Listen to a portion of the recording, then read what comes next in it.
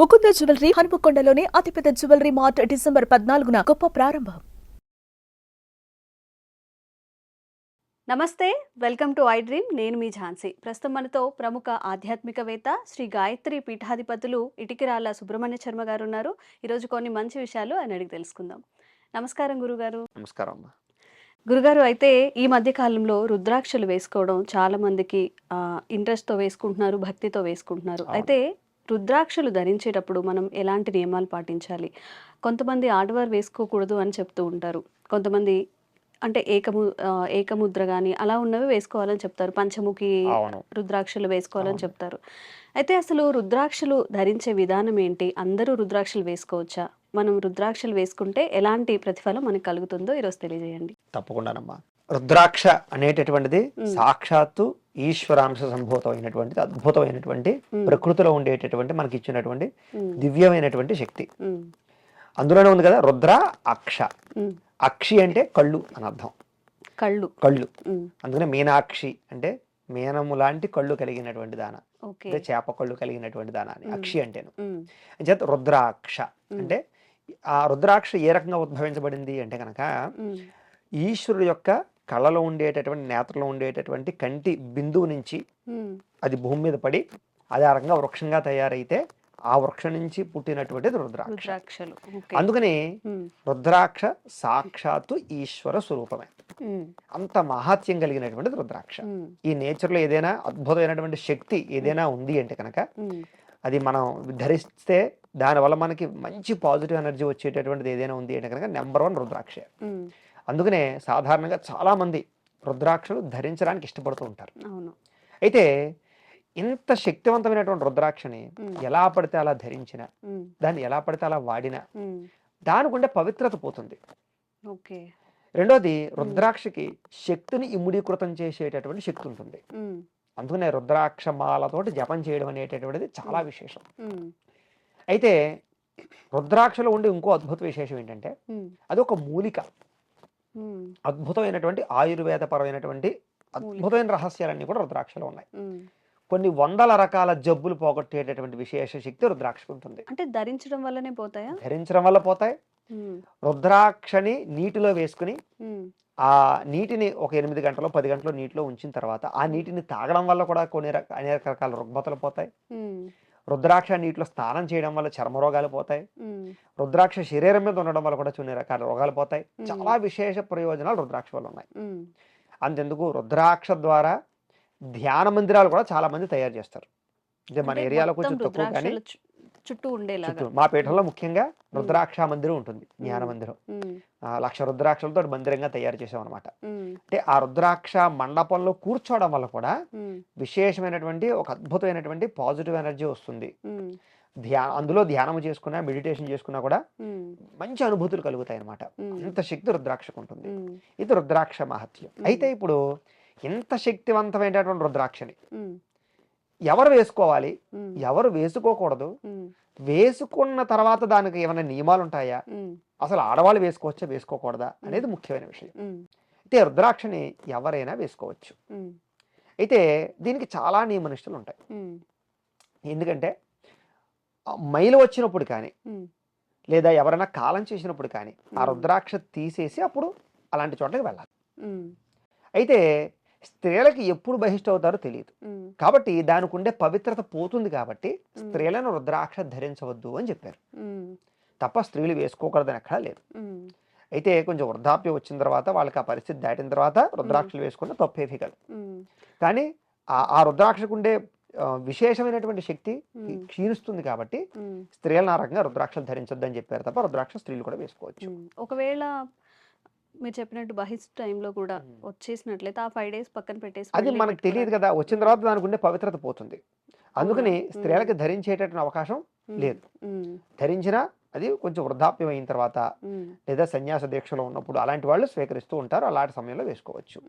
అంటే దీనివల్ల ఏమైనా పాపం కలిగే అవకాశం ఏమైనా అంటే ఉంటుంది? దానికి ఉండే పవిత్రత మనం పాడు చేస్తున్నాం కదా. సాక్షాత్ రుద్ర అంశ అది. ఆ అంశతో కూడుకున్నటువంటి శక్తిని మనం పాడు చేసిన వాళ్ళు అవుతున్నాం. కాబట్టి దాన్ని స్త్రీలు ధరించవద్దు అని చెప్పి మన పెద్దవాళ్ళందరూ చెప్తారు తప్ప వేసుకోవడం వల్ల ఏదో అద్భుతంగా స్త్రీలకు ఏదో హాని జరుగుతుందనో కీడు జరుగుతుందనో వాళ్ళు ఏదో పాడైపోతారు ఏమీ కాదు. అది విశేషం. రెండోది, చిన్నపిల్లలకి రుద్రాక్షలు ఎక్కువగా ధరింపజేస్తూ ఉంటారు పుట్టిన వెంటనే కానీ, లేదా బాగా ఏడుస్తున్నా కానీ, లేకపోతే భయపడుతున్నప్పుడు కానీ, భయపడే వాళ్ళ కానీ రుద్రాక్ష ధరించమంటారు. కారణం ఏంటంటే ఆ రుద్రాక్ష ఎప్పుడైతే మన మెడలో ఉంటుందో అది రుద్రుడికి సంబంధించినటువంటి శక్తి కాబట్టి ఎటువంటి దుష్టగణాలు కానీ భూత ప్రేత పిశాచాదులు కానీ ఆవహించడానికి అవకాశం లేకుండా ఉంటాయి. దుష్టగాలులు కానీ దుష్టధూళులు కానీ ఇలాంటివి ఏవి కూడా ఆవహించకుండా ఉంటాయి. అది ప్రధానమైన విషయం. రెండోది, పెద్దవాళ్ళు రుద్రాక్ష వేసుకోవడం వల్ల కానీ, మిగతా వాళ్ళు రుద్రాక్ష వేసుకోవడం లేదా మగవాళ్ళు రుద్రాక్ష వేసుకోవడం వల్ల కానీ వాళ్ళకు ఉండేటటువంటి విశేషం ఏంటంటే ఆ రుద్రాక్ష మెడలో ఉన్నప్పుడు వాడికి తెలియనటువంటి ఎప్పుడూ పాజిటివ్ ఆలోచనలే వస్తాయి. నేను ఇది చెయ్యగలను, నా వల్ల ఇది అవుతుంది అనేటటువంటి నమ్మకం, దృఢ విశ్వాసం, సంకల్ప బలం విపరీతంగా ఉంటుంది. అది రుద్రాక్షలో ఉండే గొప్పతనం. అయితే ఈ రుద్రాక్షని వేసి తీసి మంచిది కాదు. రుద్రాక్షని ఎలాగంటే కనుక సాధారణంగా రుద్రాక్ష వేసుకున్న తర్వాత స్నానము కూడా రుద్రాక్షతో చేయాలి. ఎందుకంటే ఆ నీళ్లు మన శరీరం మీద పడడం ముఖ్యం అనమాట. ఆ శరీరం మీద ఆ నీటితో స్నానం చేయడం వల్ల మన శరీరంలో ఉండే రుగ్మతలు పోతాయి. అయితే ఇందులో ఇంకొక విశేషం ఉంది. రుద్రాక్ష జపం చేసే రుద్రాక్ష వేరు, మెడలో వేసుకునే రుద్రాక్ష వేరు. అదే రుద్రాక్షని జపం చేసుకుంటూ మళ్ళీ మెడలో వేసుకున్నారంటే కుదరదు. ఎందుకంటే మనం తపస్సు చేసుకునేటప్పుడు దానికి కొంత శక్తి ఆపాదించబడి ఉంటుంది. అది మనం మనలో వేసుకోవడం వల్ల ఎవడు పడితే వాడు చూస్తాడు. అందరి దృష్టి దాని మీద పడడం వల్ల శక్తి హీనిస్తుంది. అందుచేత రుద్రాక్షని జపం చేసుకునే రుద్రాక్షమాలు వేరేగా పెట్టుకుని మెడలో వేసుకునే రుద్రాక్షమాలు వేరేగా పెట్టుకోవాలి. అయితే రుద్రాక్ష ఎంత పెద్దది అయితే అంత మంచిది, సాలగ్రామం ఎంత చిన్నది అయితే అంత మంచిది అని. అంచేత చాలా మంది రుద్రాక్ష వేసుకుంటారు, కానీ కనిపించినంత ఇంత చిన్న వేసుకుంటారు. అవి పెద్ద ప్రయోజనం ఉండదు. అందులోనే భద్రాక్షరాలు అని కూడా అంటారు, చిన్న ఉంటాయి అనమాట. ఏదో స్టైల్ కోసం వేసుకునే వాళ్ళు చాలా మంది ఉంటుంటారు. వాటి వల్ల ప్రయోజనం ఉండదు.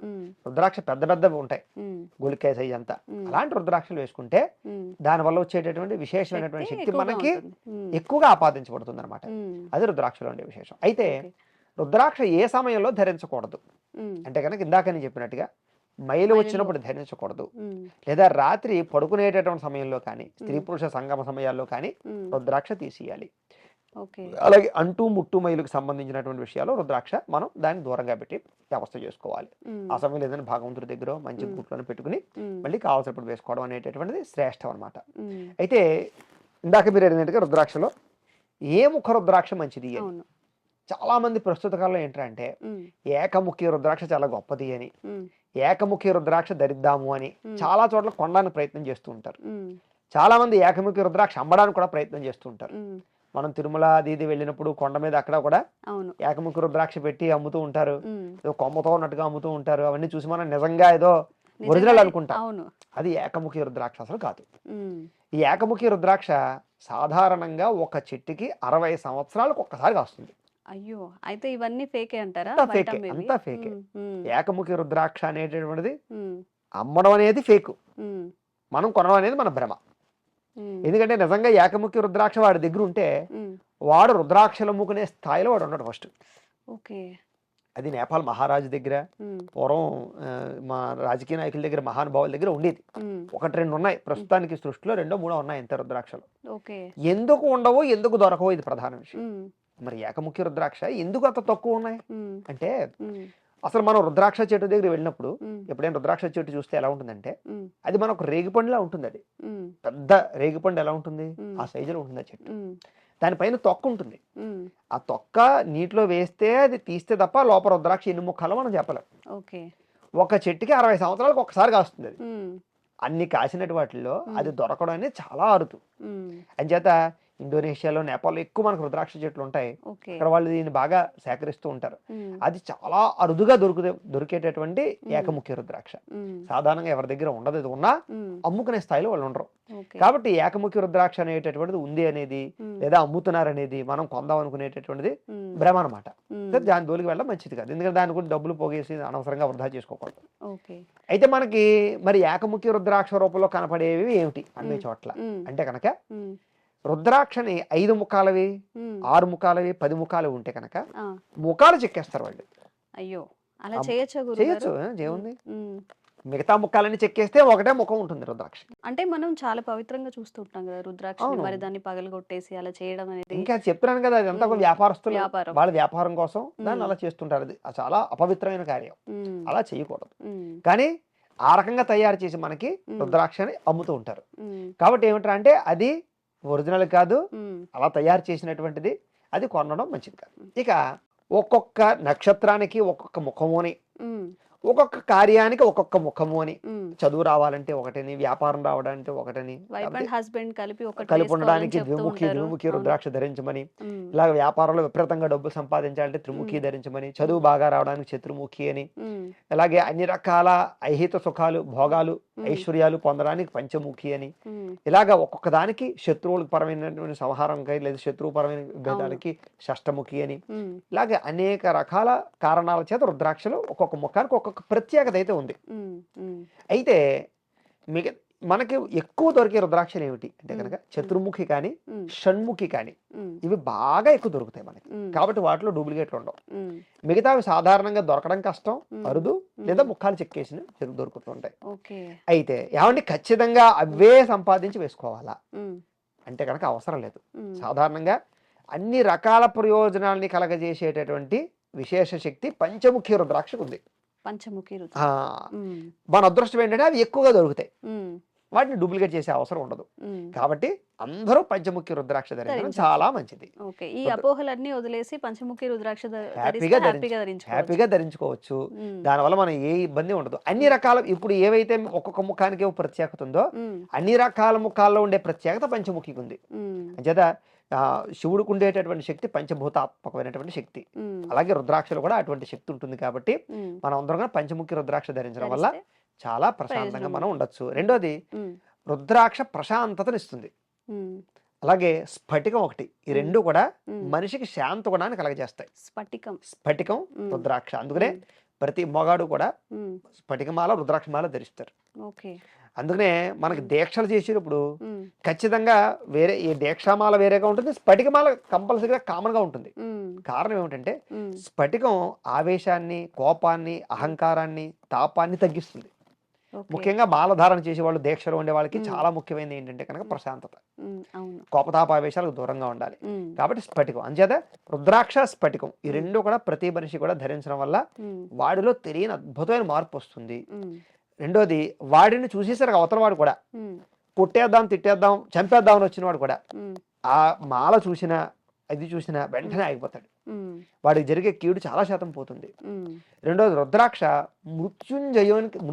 మృత్యువుకి సంబంధించినటువంటి విషయాలు కూడా జయించేటటువంటి శక్తి దానికి ఉంటుంది. ఉమ్, అపమృత్యు దోషాలు పోగొడుతుంది. ఓకే. అంచేత రుద్రాక్ష ధరించడం వల్ల ఉమ్, మనం దారిలో వెళ్ళే వాహన ప్రమాదాలు అయ్యే అవకాశాలు చాలా శాతం తగ్గిపోతాయి. ఉమ్, ఉమ్, అంటే ఇంకా అసలు అవ్వండి అంటే ఉమ్, రుద్రాక్షమాల వేసుకున్న వాళ్ళు ప్రతి ఒక్కరు వెళ్ళి ఇంక ఇష్టం వచ్చినట్టు నడుపుతామంటే కుదరదు అక్కడ. అవును. అదేంటే మనకు కొన్ని గండాలు ఉంటాయి, ఉమ్, చిన్న చిన్న మృత్యుగండాలు. ఉమ్, అలాంటి మృత్యుగండాలని రుద్రాక్షమాల పోగొట్టగలిగే శక్తి ఉంటుంది. కాబట్టి ఉమ్, రుద్రాక్షమాల వేసుకుని కూడా చాలా మంది ఉమ్, వెళుతూ ఉంటారు అనమాట. ఇంకా చెప్పుకుంటూ పోతే ఎన్నో ప్రయోజనాలు ఉన్నాయి. ముఖ్యమైన విషయాలు అయితే ఇవి రుద్రాక్ష గురించి. నిజంగా ఆ రుద్రాక్షని గురించి అంటే మీరు చెప్పినట్టుగా బహిష్టు సమయంలో ధరించకూడదని కానివ్వండి, ఈ చిన్నపిల్లలకి ఏకముఖి వేస్తూ ఉంటారు, ఈ అపోహలన్నీ కూడా చాలా చక్కగా కాదు అని తెలియజేశారు గురుగారు. చాలా యూస్ఫుల్ కంటెంట్ చెప్పారు. ధన్యవాదాలు. చాలా సంతోషం. నమస్కారం.